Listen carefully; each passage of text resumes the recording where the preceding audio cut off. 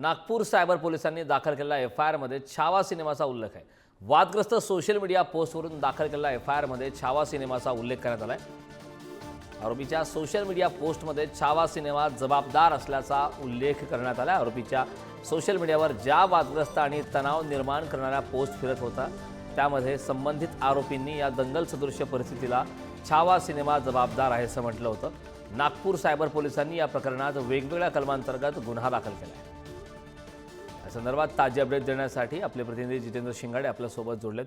जितेंद्र, आरोपीच्या पोस्टमध्ये खरं तर छावा सिनेमा हा या संदर्भात सायबर पोलिसांच्या एफआयआरमध्ये छावाचा उल्लेख आहे आणि छावा सिनेमा संदर्भात एक जबाबदाराचा उल्लेख त्या ठिकाणी करण्यात आला। काय सांगशील याबद्दल सविस्तर?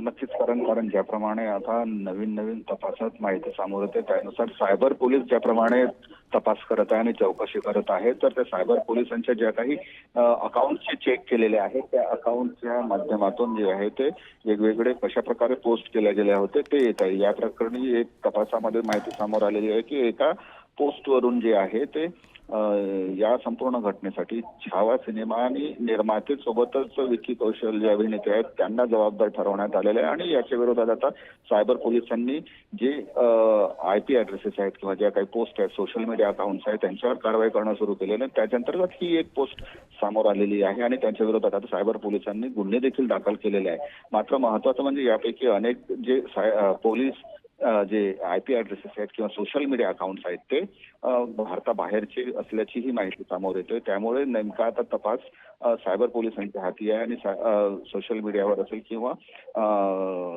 इतर माध्यमांच्या माध्यमातून हा व्हिडिओ व्हायरल झाल्यानंतर ही हिंसा झाली या प्रकरणी आता पोलीस तपास करत आहेत आणि त्याच अंतर्गत छावाचं कनेक्शन देखील आता समोर आल्याची माहिती सायबर पोलिसांनी त्यांच्या FIR मध्ये लिहिलेली आहे।